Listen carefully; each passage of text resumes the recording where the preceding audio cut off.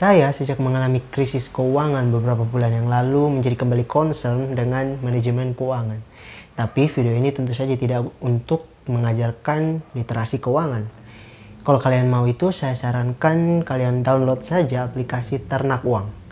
Eits, ini aplikasi bukan ecek-ecek, yang video iklannya pun diambil dari penggunanya sendiri.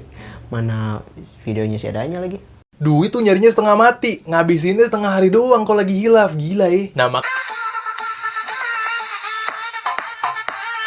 Founder dan co-founder Ternak Uang bukan orang sembarangan, Pak. Ada Raymond Shin, Timothy Ronald, dan Felicia Putri yang aktif membagikan literasi keuangan sampai investasi. Di aplikasi itu kita akan belajar bagaimana cara mengatur uang, investasi, dan lain sebagainya. Dari pemula sampai profesional. Bahkan mereka biasanya mengadakan event semacam webinar begitu yang akan menghadirkan narasumber ternama dan ahli di bidangnya untuk membagikan ilmu mereka secara gratis. Memang ada beberapa event yang mewajibkan kita menjadi member dulu untuk bisa mengikutinya. Tetapi event yang gratisnya pun tidak sedikit, kawan.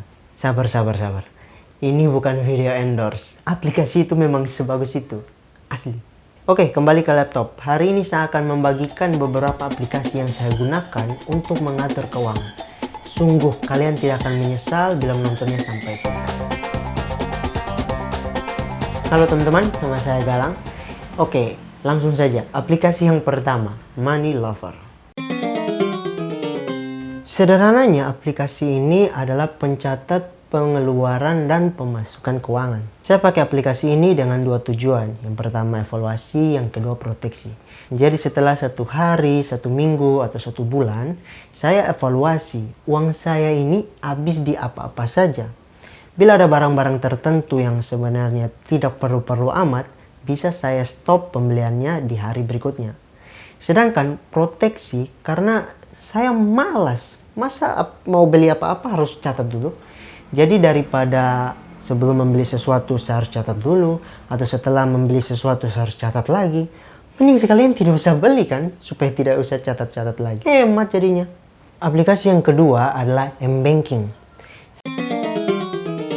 Saya memiliki 2 rekening di 2 bank berbeda. Jadi ada NTT Pay dan Brimo. Sederhana ya. Jadi semua transaksi keuangan non-tunai seperti transfer, pembayaran, bahkan sampai beli pulsa listrik dan data bisa saya lakukan hanya melalui HP saja. Jadi kalau ke ATM paling hanya untuk mengambil uang tunai saja.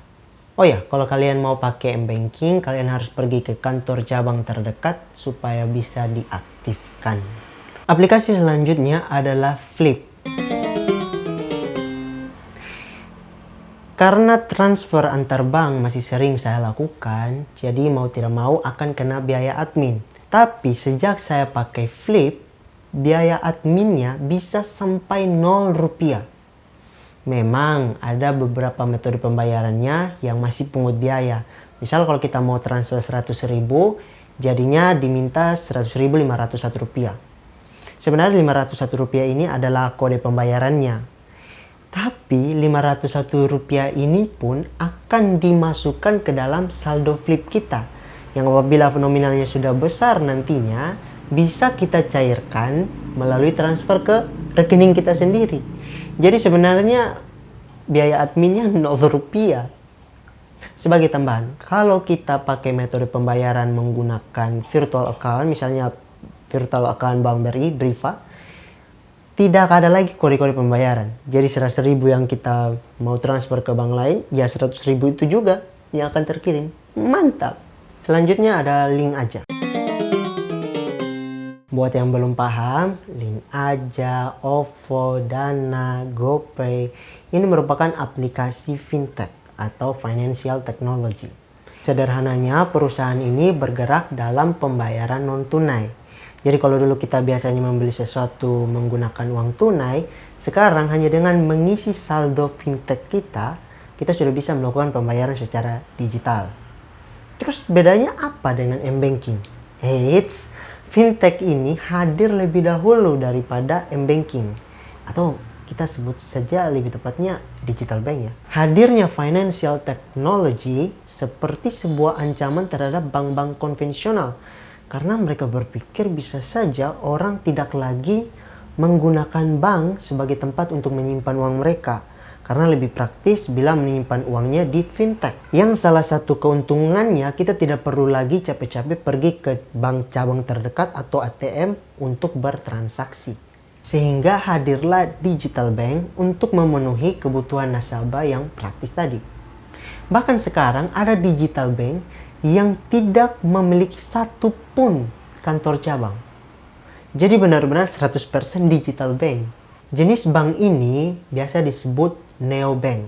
Contohnya mungkin kita sudah pernah dengar seperti neobank dan Bank Jago.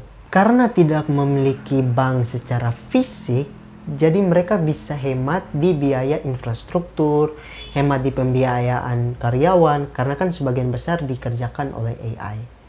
Dan keuntungan kita sebagai nasabah kalau menaruh uang di sana, biaya adminnya pasti sangat kecil, bahkan tidak ada.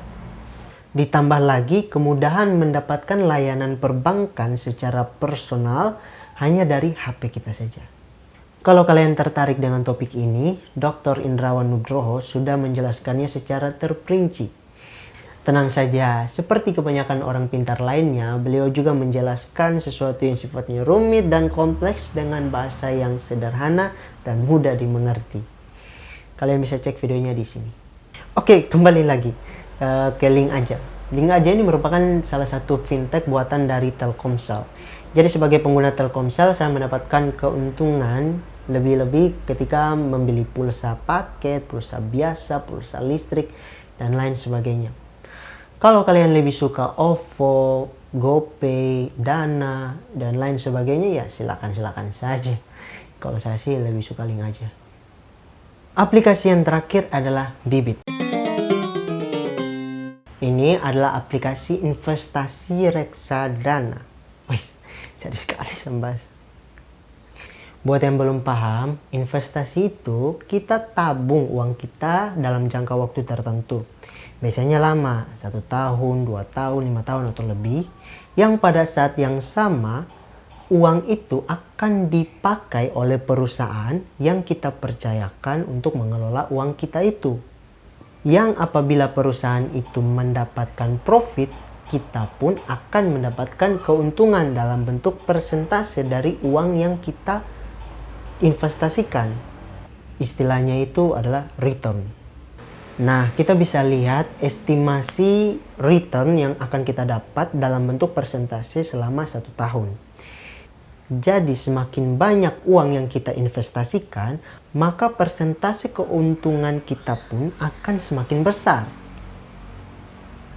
Tapi ingat, ini adalah investasi, bukan menabung biasa di bank. Jadi tetap ada risikonya. Ketika saham perusahaannya turun, maka uang kita pun akan berkurang. Oleh karena itu, saya memilih Bibit. Karena di Bibit ada robo advisor yang akan memilihkan perusahaan mana saja yang cocok dengan profil risiko kita. Misalnya, saya tidak menginginkan return yang besar-besar amat. Pokoknya uang saya tetap aman saja dan minim dari risiko atau kerugian. Maka bisa saja robo advisor tersebut akan membagi keuangan kita lebih banyak ke reksadana pasar uang yang memiliki profil risiko kecil dibandingkan reksadana saham yang memiliki profil risiko besar atau tinggi. Atau sebaliknya, kita menginginkan return yang sangat besar, risikonya besar, bahkan sampai uangnya habis sekalipun tidak apa-apa. Atau uang yang saya investasikan itu memang sudah sengaja saya pisahkan dan tidak akan mengganggu keuangan pribadi saya apabila hilang. Jadi mungkin robo advisornya akan membagi keuangan kita lebih banyak ke reksadana saham dibanding pasar uang atau obligasi. Memangnya beda ya reksadana saham dengan saham yang selama ini kita tahu? Ya beda. Maka dari itu kalau mau tahu literasi keuangan, sebaiknya kalian download itu aplikasi Ternak Uang. Karena di sana kita bisa belajar investasi itu dari kecil, dari pemula sampai profesional. Atau kalau tidak mau pun, Kalian bisa kepoin Instagram mereka di ternakuang.id. Ini kayak video endorse parah. Tapi postingan-postingan mereka tuh cukup anak muda friendly sekali dengan bahasa yang sangat milenial. Yap, itu saja aplikasi-aplikasi yang saya gunakan untuk mengatur keuangan. Semoga bisa memberikan insight-insight baru buat teman-teman sekalian, dan siapa tahu kalian juga mau pakai aplikasi yang sama. Semoga membantu.